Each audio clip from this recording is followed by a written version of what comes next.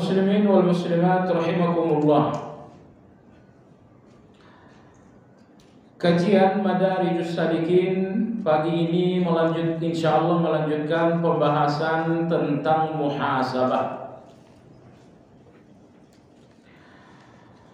Pertemuan yang telah lalu Imam Ibnu Qayyim rahimahullah, begitupun dengan Imam Al-Harawi, menegaskan bahwa muhasabah itu memiliki 3 rukun. Rukun muhasabah yang pertama membandingkan antara kejahatan diri dengan kebaikan Allah.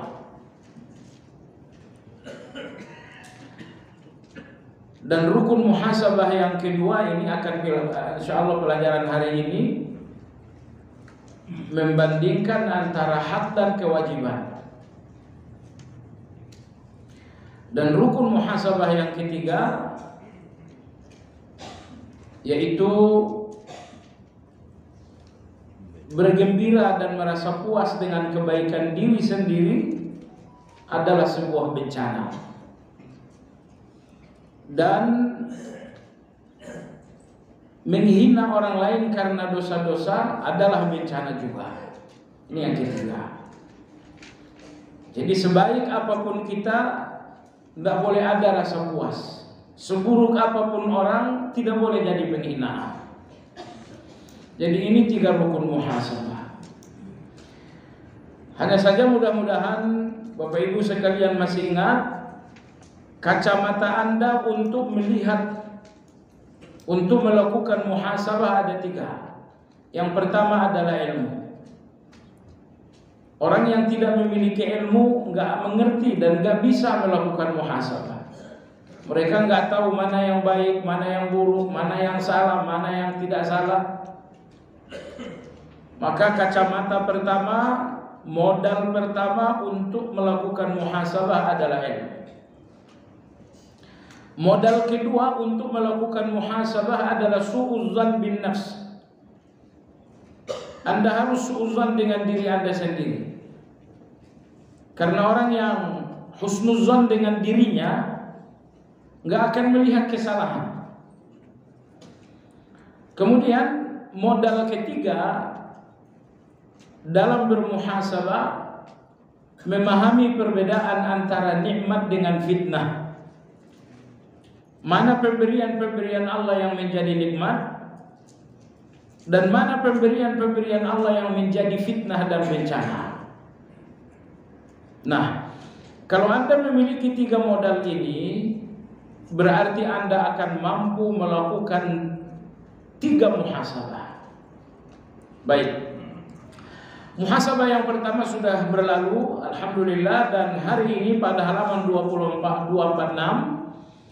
kita memasuki pembahasan muhasabah yang kedua. Dan kemarin jamaah telah dikirimi edisi revisi tentang kajian muhasabah ini. Imam Ibnu Qayyim rahimahullah berkata, an tumayyiza ma lil haqqi 'alaika min wujubil 'ubudiyyah wal iltizamit ta'ah wa ijtinabil ma'siyah wa baina ma laka wa ma 'alaika. Ini panjang, singkatnya begini. Muhasabah yang kedua, bandingkan antara hak dan kewajiban. Terhadap Allah ada kewajiban, ya. Tapi di samping itu Allah juga memberikan Anda hak. Ada kewajiban yang mengikat kita dengan Allah Azza wa Jalla, tetapi Allah pun memberikan kita hak. Apa kewajiban-kewajiban Anda kepada Allah? Kewajiban Anda di depan Allah satu, yaitu ibadah. Tapi ibadah ini memiliki 2 bentuk. Terkadang ibadah itu menjalankan perintah, dan ibadah yang kedua menjauhi larangan. Jadi inilah kewajiban Anda terhadap Allah, yaitu kewajiban ubudiyah atau kewajiban ibadah dengan kedua bentuknya. Kadang-kadang ibadah kita adalah ketaatan terhadap perintah, Kadang-kadang ibadah kita adalah ketaatan terhadap larangan. Ini kewajiban. Lantas apa yang menjadi hak Anda? Semua yang bersifat mubah, semua yang bersifat halal itu dinamakan dengan hak. Anda boleh makan, Anda boleh minum, Anda boleh punya rumah, Anda boleh punya mobil, Anda boleh ke mall, Anda boleh berbelanja. Semua yang kategori boleh, berarti itu kan bukan perintah dan bukan larangan. Semua yang kategori boleh atau mubah ini dinamakan dengan hak. Ini dinamakan dengan hak. Boleh nggak jalan-jalan? Boleh, itu hak. Boleh nggak saya misalnya shopping ke mall? Silakan, boleh. Semua yang dibolehkan dinamakan dengan hak. Dan semua yang menjadi ibadah dinamakan kewajiban. Nah, jemaah sekalian yang saya hormati, di mana letak muhasabah kita dalam hubungan antara hak dan kewajiban? Hendaknya kita sibuk dengan kewajiban dan tidak berlebihan dalam hal yang boleh. Yang boleh atau hak tadi kita istilahkan dengan mubah.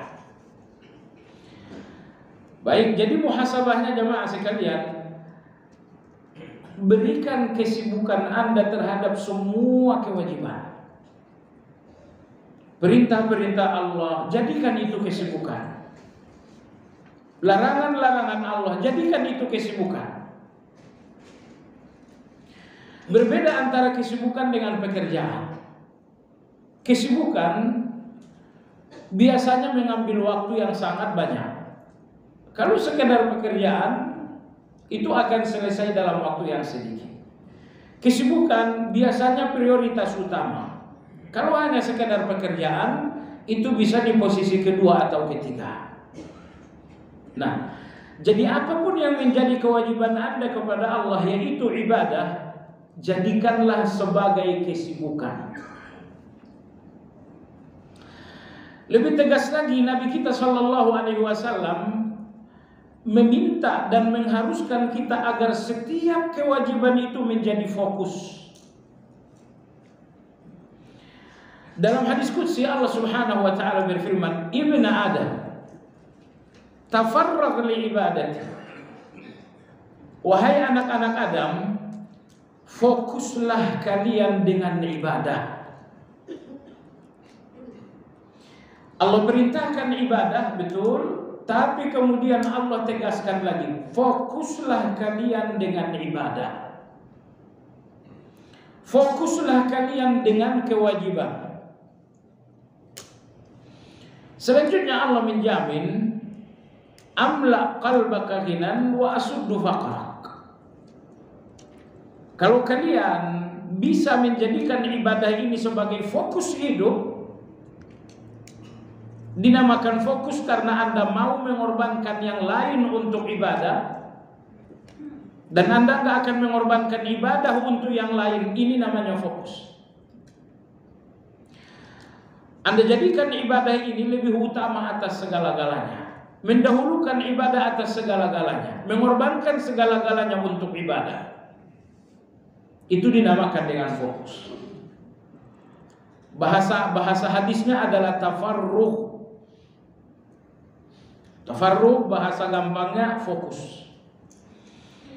Kata Allah Subhanahu wa taala, kalau ibadah ini bisa menjadi fokus kalian, kata Allah, aku jamin dua hal.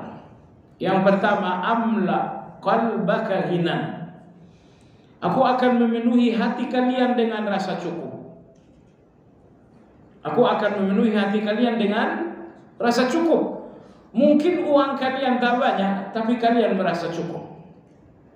Mungkin aset kalian tak banyak, tapi kalian merasa cukup.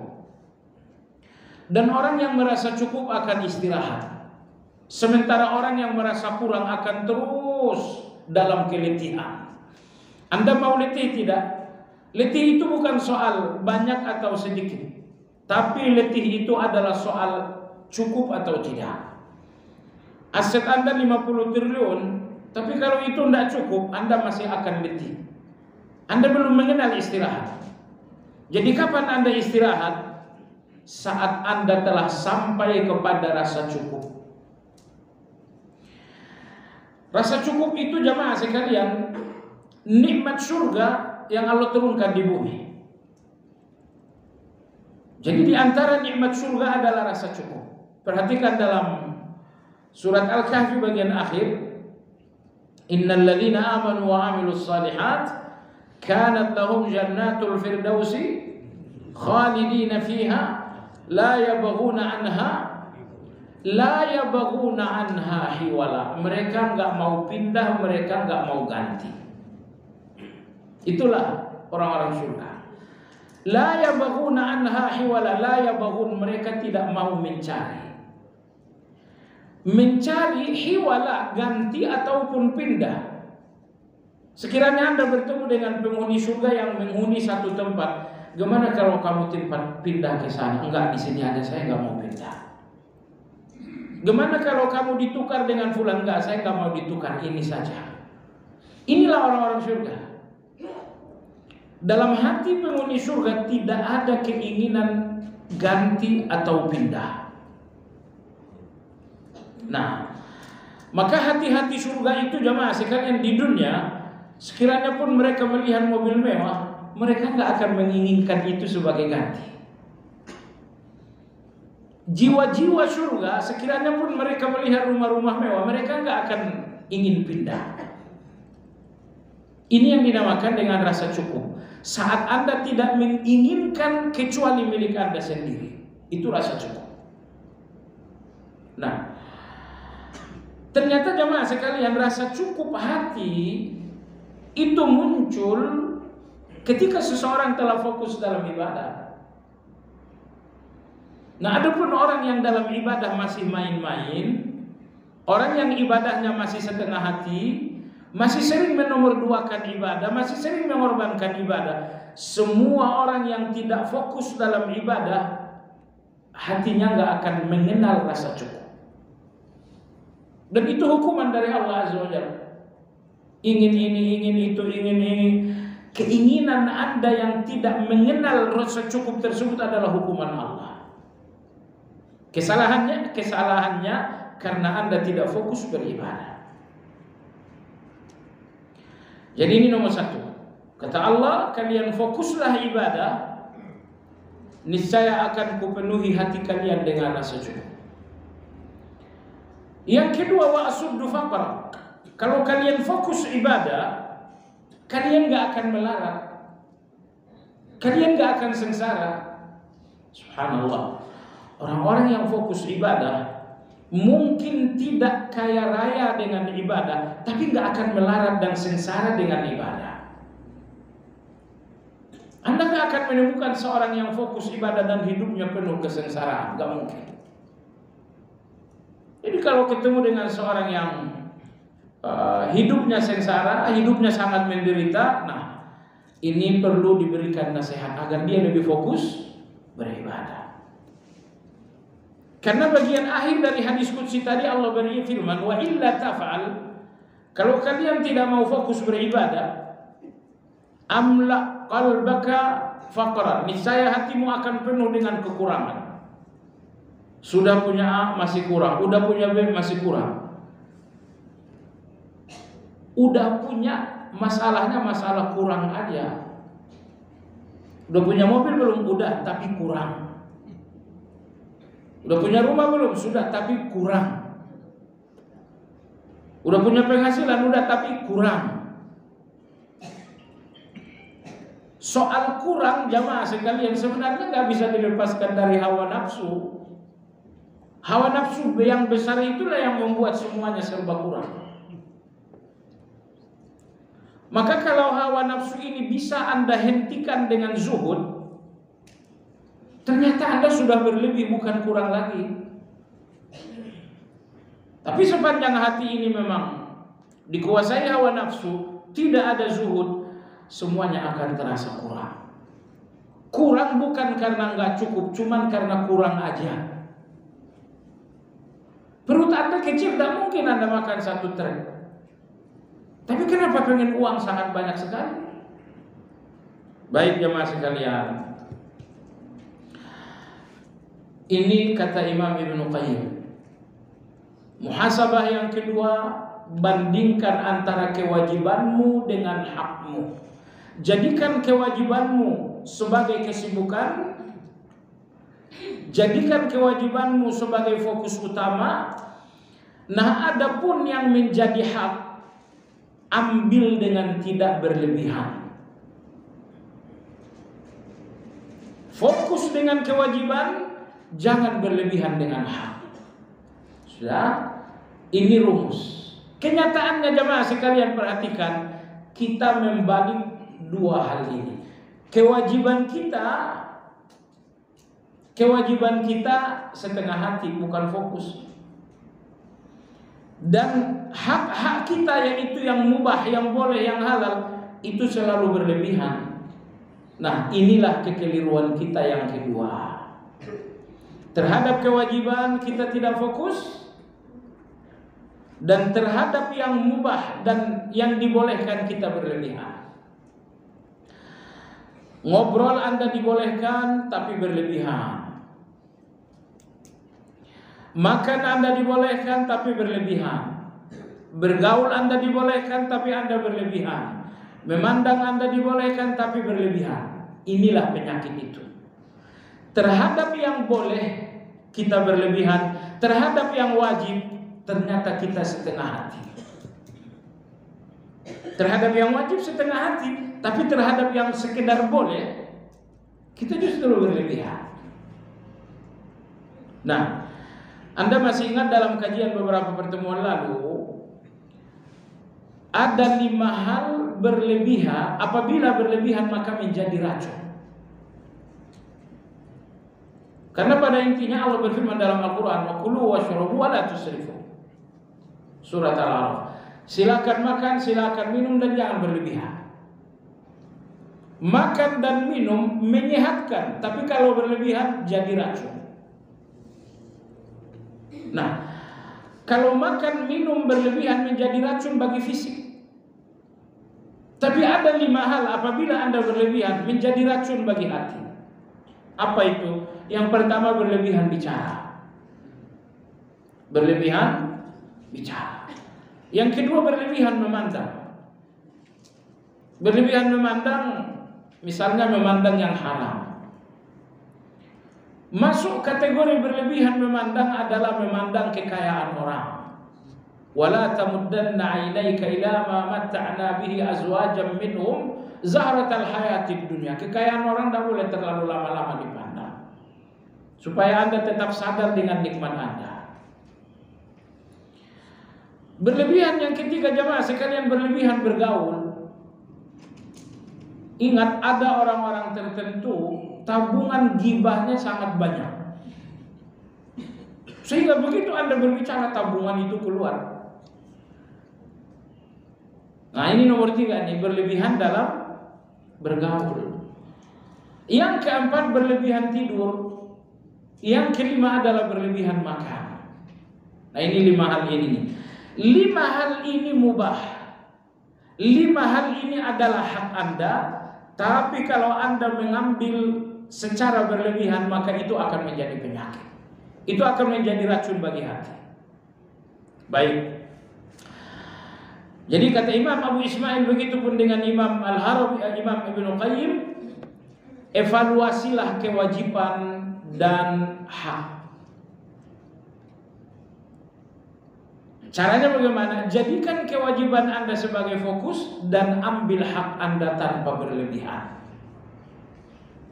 Makan hak Anda, ambil tanpa berlebihan. Minum hak Anda, Allah berikan hak halal kata Allah, ambil hak Anda dengan tidak berlebihan. Nah, jemaah sekalian, sekali lagi saya katakan, kenyataan kita semua hak-hak ini kita ambil berlebihan. Dan semua kewajiban-kewajiban ini tidak kita jadikan sebagai fokus. Nah, inilah muhasabah yang kedua itu. Jadi hendaklah sibuk dengan kewajiban dan tidak berlebihan dalam yang mubah. Kata Imam Ibnu Qayyim rahimahullahu taala, fa'addi ma 'alaika yu'tika malak.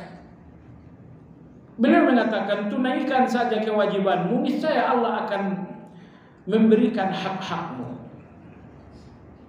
Jadi tunaikan kewajiban kepada Allah, niscaya Allah akan memenuhi hak. Makan adalah hak, akan Allah tunaikan. Ya, tempat tinggal, segala kebutuhan itu hak Anda. Allah akan memenuhi hak Anda, tapi tunaikan kewajiban Anda kepada Allah Subhanahu wa taala.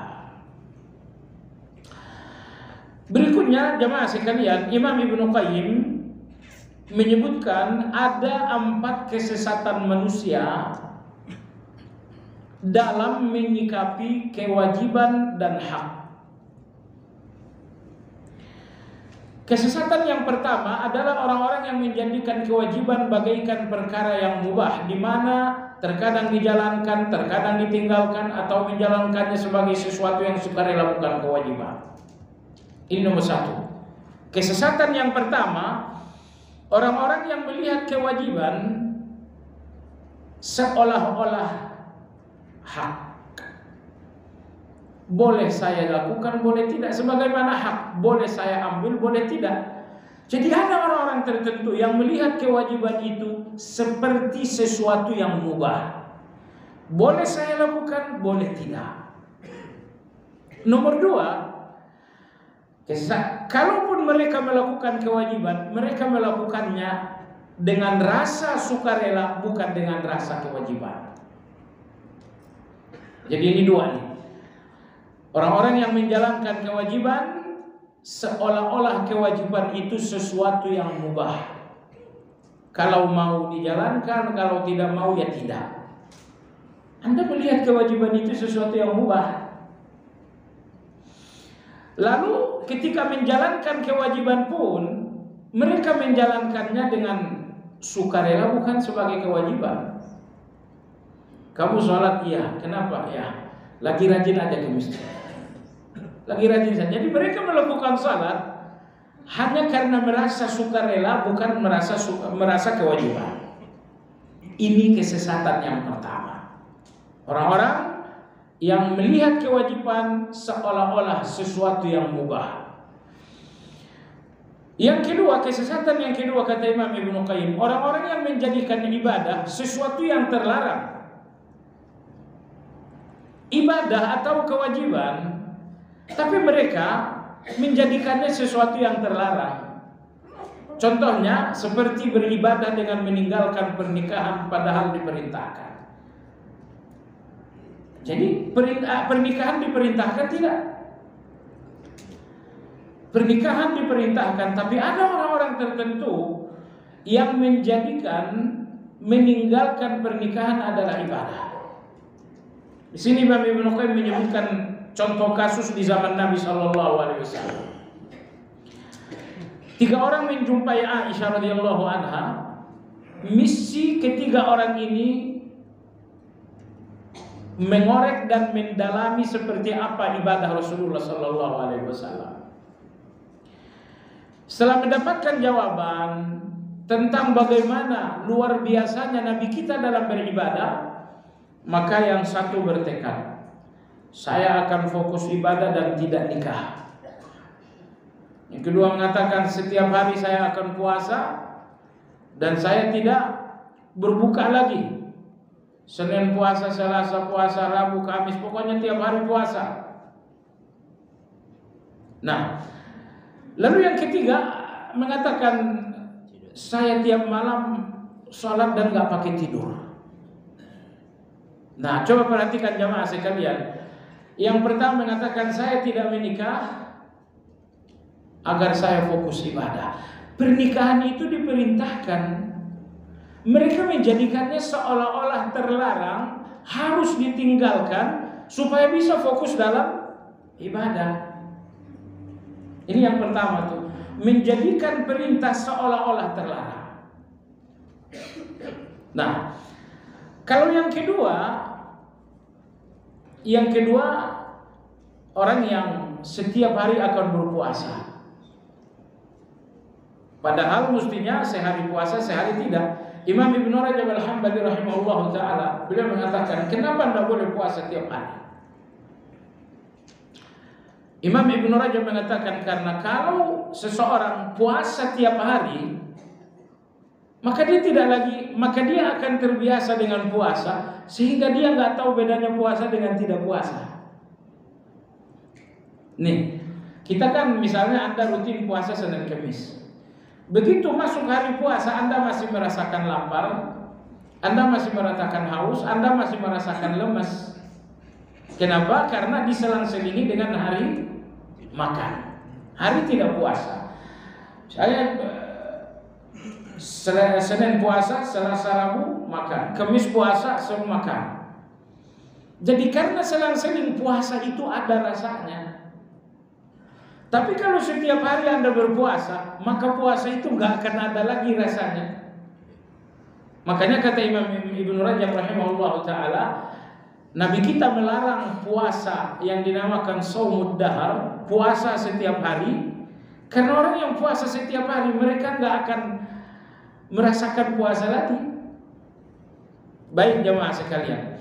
Nah tadi orang yang kedua berjumpa dengan Aisyah, setelah dengarkan penjelasan tentang Rasulullah SAW, yang kedua mengatakan, tiap hari saya akan puasa. Saya nggak ada ibadah sama sekali, saya tidak ada makan sama sekali. Nomor 3 adalah saya akan sholat malam terus menerus dan tidak tidur. Jamaah sekalian, tidur itu boleh atau tidak? Boleh. Tapi ada orang tertentu yang seolah-olah melarang yang boleh, yaitu tidur. Nah, ini semuanya kekeliruan. Maka kesesatan yang kedua kata Ibnu Qayyim adalah menjadikan ibadah sesuatu yang terlarang.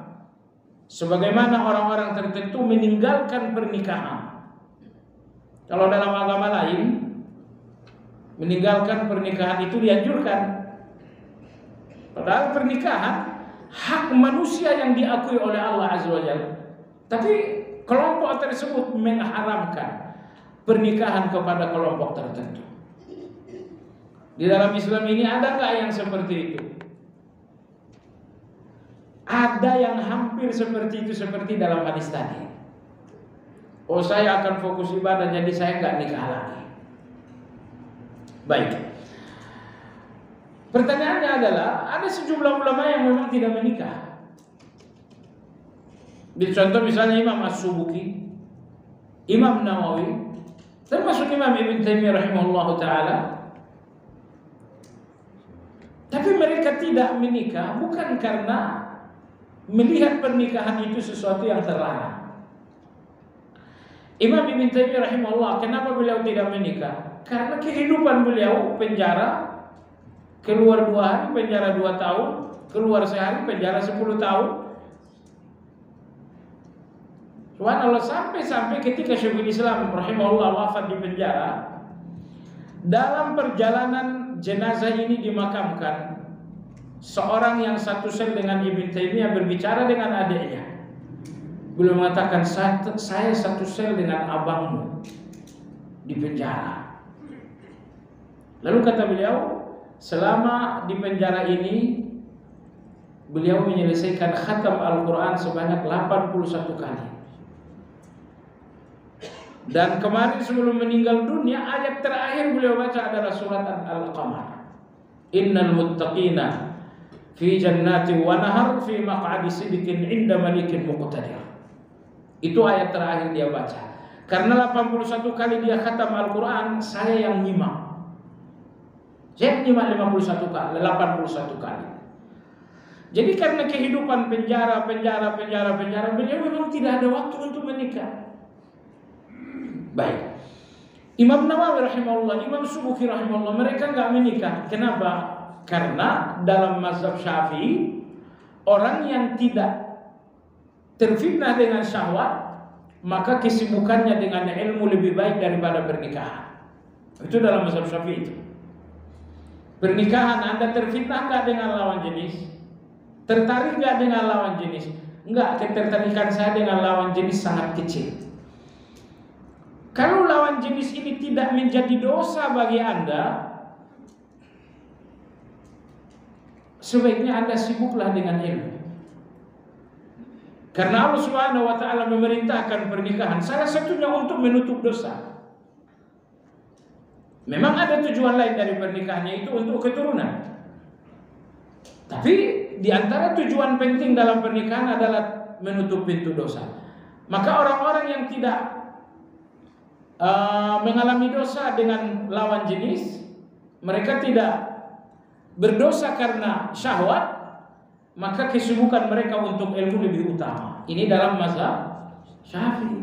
Jadi mereka pun tidak melarang pernikahan. Baik, ini kesesatan yang kedua tadi. Kesesatan yang ketiga, atau orang-orang yang menjadikan yang mubah sesuatu yang terlarang, seperti beribadah dengan meninggalkan makanan tertentu padahal dibolehkan. Ini seperti laki-laki yang tadi di zaman Nabi. Saya tiap malam tidak lagi tidur agar saya tiap malam sholat dari habis isya sampai subuh. Tidur itu boleh. Kenapa seolah-olah terlarang? Karena Anda nggak mau tidur, disebabkan karena fokus dalam ibadah. Ini kesesatan yang ketiga kata Ibnu Qayyim rahimahullah. Orang-orang yang menafikan, orang-orang yang meninggalkan yang boleh seolah-olah terlarang. Walaupun tujuannya untuk fokus ibadah, meninggalkan yang dibolehkan ini enggak boleh. Sholat malam tuh dianjurkan bukan? Untuk sholat malam ditinggalkan tidur 100%.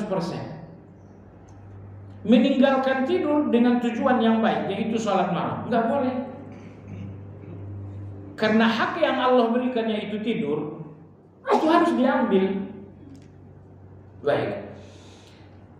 Di sini beliau katakan seperti orang yang beribadah dengan meninggalkan makanan tertentu. Ada orang-orang tertentu yang meninggalkan makanan padahal Allah telah memberikannya sebagai hak.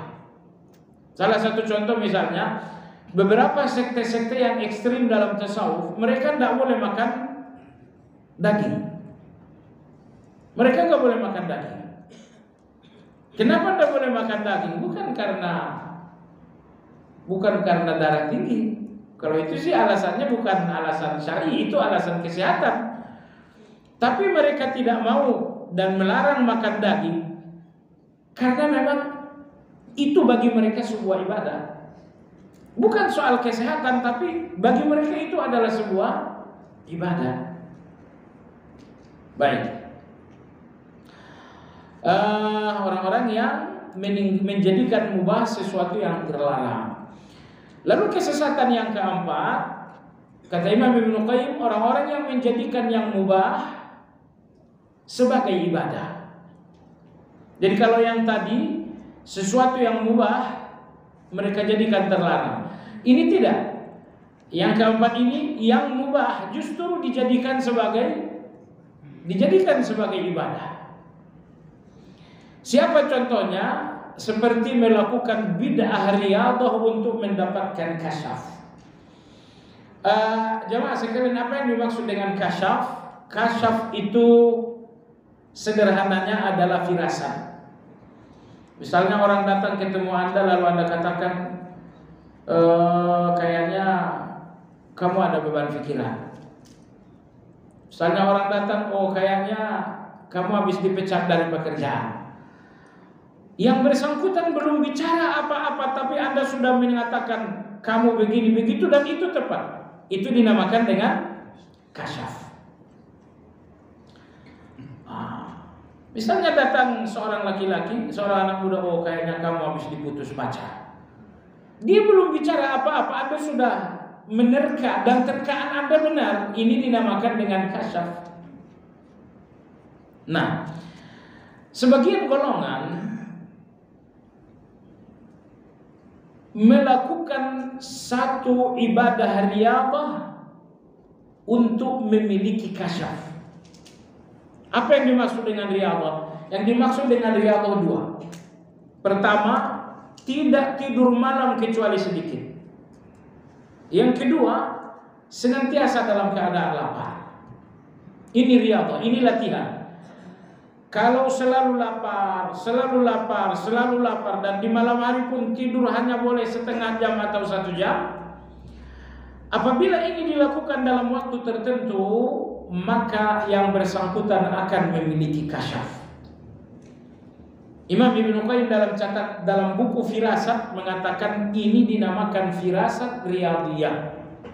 Artinya seseorang bisa berfirasat berdasarkan sebuah latihan. Latihan apa? Latihan senantiasa lapar dan malam hanya tidur sedikit. Kata Imam Ibnu Qayyim, orang yang melakukan latihan ini memang banyak yang memiliki kasyaf. Sehingga kalau ketemu seorang, oh kayaknya pekerjaan kamu begini, kayaknya bisnis kamu bermasalah. Tahu bermasalah itu permasalahannya A, B, dan C. Dia bisa tahu, dia bisa menerka, dan terkaan itu benar. Itu dinamakan dengan kasyaf. Nah, bagaimana orang-orang memiliki kasyaf? Mereka memiliki kasyaf melalui riyadhah. Apa riyadhah? Makan jarang-jarang, tapi selalu dalam keadaan lapar. Apabila malam tidur cukup sedikit saja. Nah, kata Imam Ibnu Qayyim rahimahullah, ini adalah kesesatan. Mereka menjadikan ibadah, mereka menjadikan yang mubah menjadi ibadah. Ya, tidak tidur. Tidak tidur itu boleh-boleh saja kan, tidak tidur. Tapi bahwa mereka menjadikan itu ibadah. Tidak tidur agar kamu mendapatkan kasyaf. Misalnya lapar itu boleh-boleh aja lapar kalau tidak membahayakan. Tapi mereka menjadikannya sebagai syarat untuk mendapatkan kasyaf. Nah, ini golongan yang ketiga, golongan keempat. Orang-orang yang menjadikan mubah menjadi ibadah.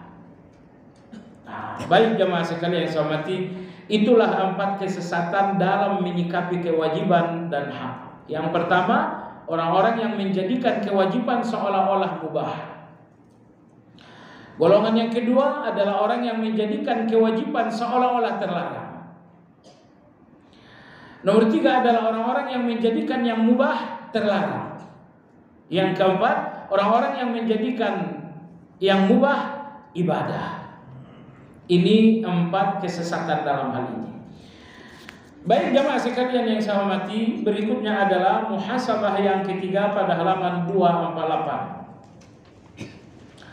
Kata Imam Ibnu Qayyim, "As-salis an ta'rifa anna kulla ta'atin raditaha minka fahiya 'alaik wa kulla ma'siyatin ayyarta biha akhaka fahiya ilaik." Muhasabah yang ketiga, lihat pandanganmu terhadap kebaikanmu, apa yang ada dalam hatimu, dan lihat pandanganmu terhadap kejahatan orang lain, apa yang ada dalam hatimu. Maksud beliau begini, ketika engkau melihat kebaikanmu dan di hatimu ada rasa puas, oh itu berarti kau dalam bencana.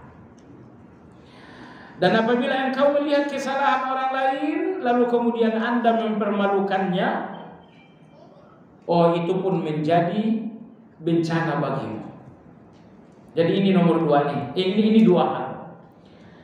Orang-orang yang melihat kebaikannya dengan pandangan rasa puas, ini orang yang hancur. Karena rasa puas seseorang dengan kebaikannya indikasi kuat penyakit wujud. Kehancuran yang kedua, apa itu?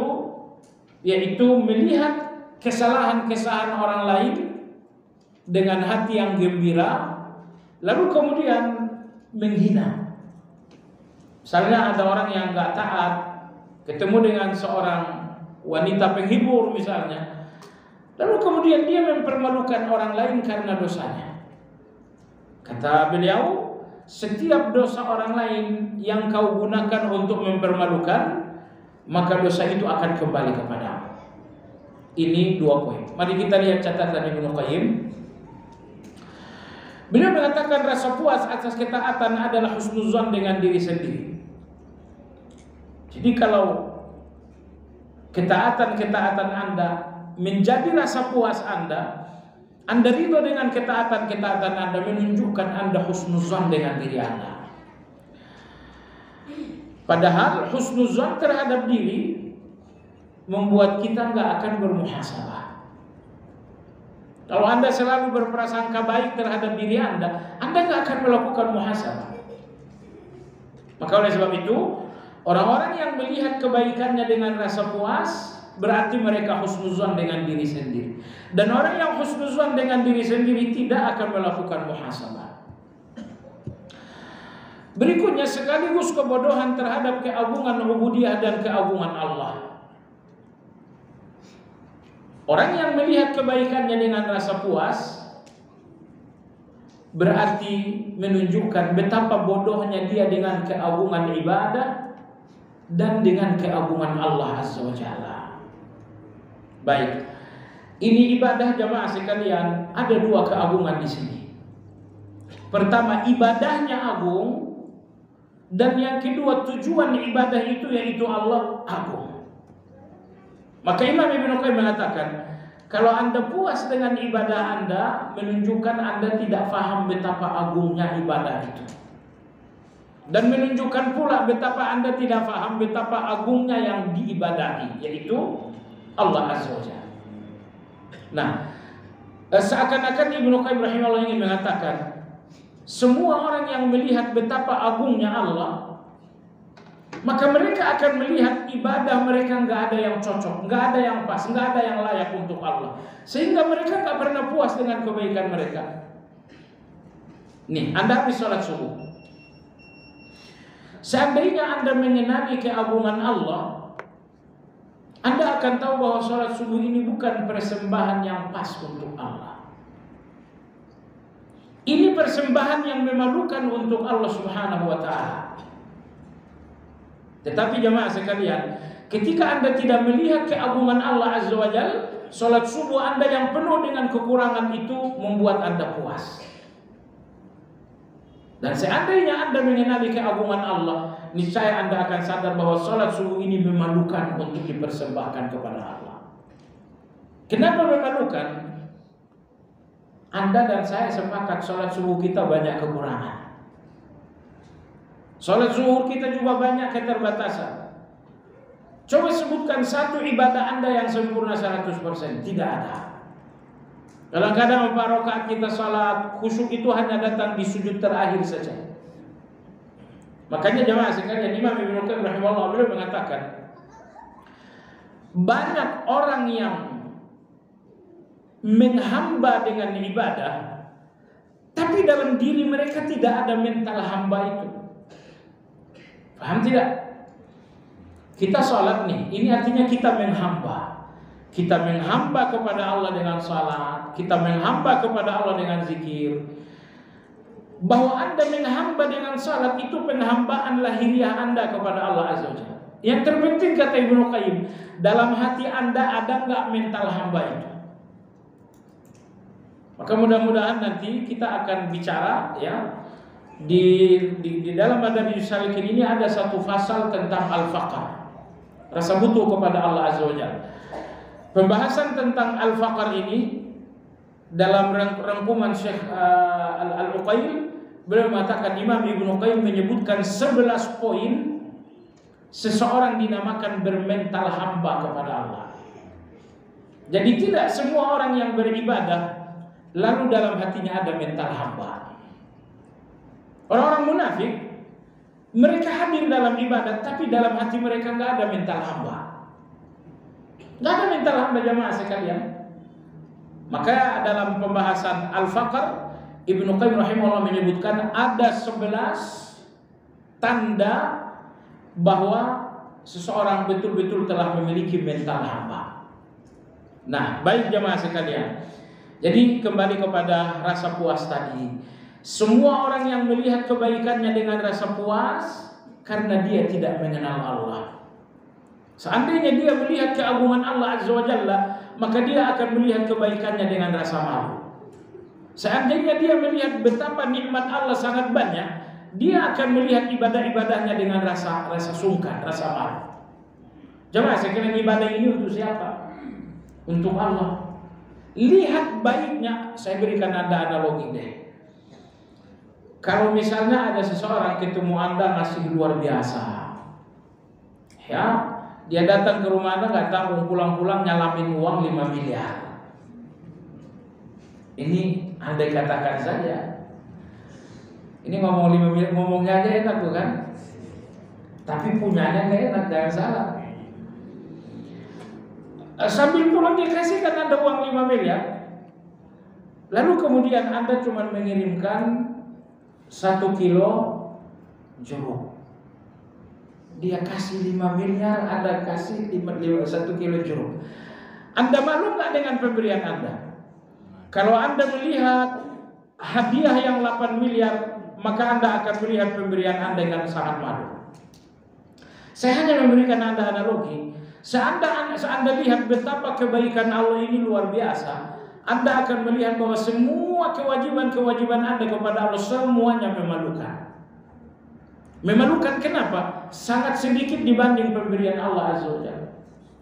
Udah sedikit semuanya juga penuh cacat. Ibadah Anda sedikit dan setiap ibadah ini penuh dengan cacat. Salatnya cacat, zikirnya cacat, tilawahnya cacat. Udah sedikit penuh cacat lagi. Ini udah ngasih jeruk nih. Berapa? 1 kilo. Setiap jeruk itu semuanya setengah busuk. Nah, sekedar perbandingan saja. Maka jemaah sekalian yang saya hormati, jangan merasa puas dengan kebaikan Anda kepada Allah Azza wa Jalla. Ibadah-ibadah Anda kepada Allah tidak boleh jadi rasa puas Anda. Nomor 1, lihat betapa baiknya Allah, niscaya Anda akan malu dengan kebaikan Anda. Nomor 2, lihat keagungan Allah Azza wa Jalla, niscaya Anda akan malu dengan segala kebaikan-kebaikan Anda.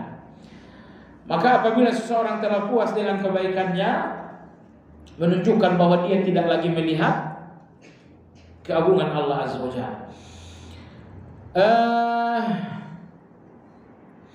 Seseorang yang tidak mengenal kekurangan dan aib diri, juga tidak mengenal keagungan Allah dan hak Allah, akan membuahkan rasa puas atas ketaatan dan husnuzon dengan diri sendiri. Imam Ibnu Qayyim mengatakan, orang kalau nggak mengenal diri dan nggak mengenal Allah, maka dia akan puas dengan segala kebaikannya. Baca Quran cuma 1 halaman, dari awal sampai akhir nggak ngerti, tahsin tajwidnya amburadul. Begitu selesai merasa orang bertakwa. Jemaah sekalian, Ibnu Qayyim mengatakan, orang yang merasa puas dengan kebaikannya adalah orang yang nggak kenal diri dan nggak kenal Allah. Orang yang mengenal Allah dan mengenal diri akan malu dengan kebaikan-kebaikannya, dan kemudian akan membuahkan ujub dan kesombongan yang sesungguhnya lebih besar daripada dosa besar lahiriah seperti zina dan khamar. Awalnya Anda merasa puas dengan kebaikan Anda, dari rasa puas ini kemudian terjadi ujub. Nah, lalu Ibnu Qayyim mengatakan, ujub Anda dengan kebaikan dosa yang lebih besar daripada zina dan minum khamar. Zina dosa besar, minum khamar adalah dosa besar, tapi ujub Anda dengan kebaikan Anda dosa yang lebih besar daripada zina dan la haula wala quwwata illa billah. Salat, tapi ujub. Si fulan yang nggak ngerti ini, dan itu kita semuanya, ujub kita dengan salat kita ternyata adalah dosa yang lebih besar daripada sekedar berzina dan minum khamar. Baik jemaah sekalian, orang berzina hapus tidak kebaikannya? Hapus enggak? Nih, seorang salat subuh, salat subuhnya sesuai sunnah dan mutaba'ah, kemudian dia berzina misalnya, apakah zina ini menghapus kebaikan? Tidak. Seseorang minum khamar, apakah khamar ini menghapus pahala Anda bertilawah? Tidak menghapus pahalanya. Tetapi ujub jemaah sekalian menghapus amal tidak? Menghapus amal. Semalam suntuk Anda bertahajud, bangun pagi dengan rasa ujub, hapus semuanya. Maka begitu bahayanya ujub tersebut. Imam Ibnu Qayyim rahimahullah mengatakan, adapun ahli basirah sangat bersungguh-sungguh beristighfar setelah kebaikan karena kesadaran mereka tentang aib dan kekurangan, juga karena kesadaran mereka tentang keagungan Allah dan hak Allah. Inilah ahlul basirah. Baik jemaah sekalian, insyaallah ini akan kita lanjutkan pada pertemuan yang akan datang. Mohon pamit, Selasa besok kami berencana untuk umroh, kebetulan ada yang ngajak. Jadi kita libur sekali pertemuan insyaallah taala. Iya, sampai di sini.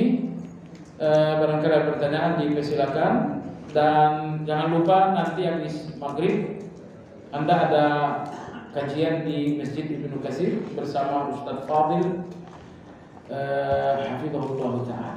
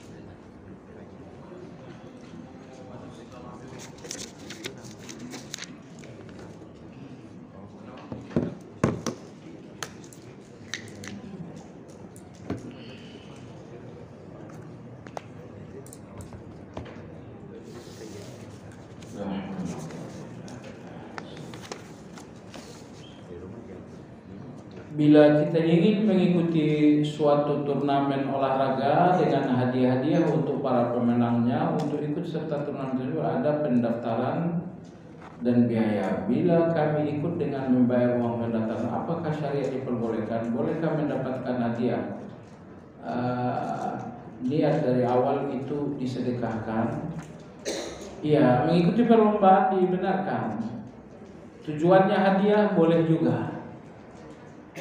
Yang tidak dibenarkan adalah adanya biaya yang mana biaya ini akan menjadi hadiah, itu nggak boleh. Ada uang pendaftaran, oke, pendaftaran ini kemana ini tujuannya? Oh, ini buat panitia nulis-nulis aja, itu nggak ada masalah. Tapi kalau biaya pendaftaran ini sebagiannya adalah untuk hadiah, berarti itu dinamakan judi. Bagaimana dengan kegiatan mubah, tidur, makan dan lain dengan niat agar nyaman atau sehat dalam ibadah kepada Allah, bisa dikatakan kesesatan? Jawabannya tidak. Kalau Anda tidur siang hari agar tangguh dalam salat malam, pertama tidur ini tidak dinamakan kesesatan. Bahkan tidur ini dinamakan dengan ibadah. Kenapa? Karena dia tidak berlebihan. Baik. Itu tidur yang sangat bermanfaat. Apakah riwayat tentang dibolehkannya satu-satunya taruhan bagi seorang muslim, yaitu taruhan memanah dan berkuda, berasal dari hadis sahih? Betul ada itu, ya, tapi itu bukan membatasi. Cuma Nabi kita mengatakan tidak ada pertarungan atau musabaqah, perlombaan, kecuali dua hal tersebut, memanah dan berkuda. Karena dua pertarungan ini memang berhubungan dengan jihad. Makanya Nabi SAW memberikan motivasi yang besar. Jadi sehingga maksud hadis tersebut tidak ada pertarungan yang paling bermanfaat. Itu maksudnya. Bagaimana kriteria taruhan yang dibolehkan dalam syariat Islam? Pertama, taruhannya bahwa apa yang dipertaruhkan itu boleh. Misalnya main bola, main voli, itu semuanya boleh. Dan yang kedua, hadiahnya boleh. Dan ketiga, waktunya jangan di waktu salat. Yang keempat, tidak ada uang, tidak ada patungan dari peserta untuk hadiah. Dan tidak ada pendaftaran yang tujuannya untuk hadiah juga. Sedang non muslim yang sudah lama berkeinginan masuk Islam karena takut jiwanya terancam, maka dia saat mungkinkah syahadat hanya dilakukan sendirian tanpa ada saksi. Selanjutnya dia nggak ada saksi, bagaimana dia masuk Islam? Yang ngajarin siapa, kan dia nggak bisa masuk Islam, dia nggak ngerti, harus ada saksi. Selanjutnya dia tetap melakukan ritual ibadah agama-lamanya, lebih nggak bisa lagi masuk Islam tapi tetap dalam ibadah lama, nggak bisa. Begitu sudah Islam, agama lama wajib ditinggalkan dengan berpura-pura. Apakah Islamnya sah secara syar'i? Kenapa berpura-pura itu kita perlu jelaskan. Dan apa yang dipura-purakan? Kalau pura-puranya dalam ibadah lahir itu kan kecil, pura-pura ikut Natalan gitu. Tapi kalau pura-pura itu dalam ibadah hati, ya itu nggak mungkin pura-pura kan. Jadi wallahu ta'ala alam. Kalau sudah masuk Islam, maka lepaskan keyakinan lama. Melepaskan keyakinan lama syarat agar Islamnya bisa menjadi sah. Kalau belum memungkinkan, sembunyi-sembunyi saja masuk Islamnya, tapi bahwa pura-pura ikut dengan ajaran mereka. Dan perlu diketahui, cepat atau lambat itu tetap akan terbongkar. Kalau Islam ini sudah sesuatu yang diinginkan, maka pengorbanan itu kecil. Ini Islam ini memang Anda benar-benar inginkan, ingat, Anda akan berkorban, akan bentrok dengan keluarga. Baik jemaah sekalian, bolehkah saya berdoa di sujud yang terakhir dengan bahasa Indonesia? Kalau tidak mampu bahasa Arab, maka berdoa dengan bahasa Indonesia, hukumnya boleh. Kalau tidak mampu tapi dengan dalih bekerja juga ibadah, maka dia bekerja dengan berlebihan. Bolehkah yang seperti ini? Itu sudah jelas kan? Pekerjaan adalah ibadah, maka dia berlebihan. Begitu berlebihan bukan ibadah lagi. Pekerjaan itu adalah ibadah kalau tidak berlebihan. Kalau sudah berlebihan berarti bukan ibadah lagi namanya. Kategori berlebihan, misalnya kewajiban-kewajiban korban. Kemudian hak-hak juga korban, hak istri, hak anak-anak korban. Kecuali sesekali mungkin gitu ya. Apakah kisah Habil dan Qabil termasuk kisah Israiliyat yang harus diimani kebenarannya? Enggak. Kisah itu ada dalam Al-Quran. Ya, kalau salah dalam surat Al-A'raf. Mengapa dalam kisah tersebut Qabil yang menjadi pembunuh harus menanggung dosa tiap kasus pembunuhan yang terjadi di dunia hingga hari kiamat? Padahal dalam Al-Quran sudah ditegaskan bahwa seseorang hanya memikul dosanya sendiri. Pertama, Nabi kita yang mengatakan itu. Kata Nabi SAW, maka tidak terjadi pembunuhan di muka bumi sampai kiamat, melainkan Qabil akan mendapatkan bagian. Kenapa demikian? Kata Nabi, li'annahu awwalu man sanna bil qatl. Karena Qabil, kata Nabi, adalah orang yang pertama kali membuka pintu pembunuhan itu. Jadi dia yang membuka pintu. Jadi selama ini gak ada orang yang melakukan pembunuhan, tapi begitu dia membuka pintu maka banyak yang membunuh. Jadi yang demikian terjawab, kenapa dia dapat dosa pembunuhan padahal orang yang melakukan secara langsung. Orang lain melakukan secara langsung, tetapi Qabil melakukan secara tidak langsung.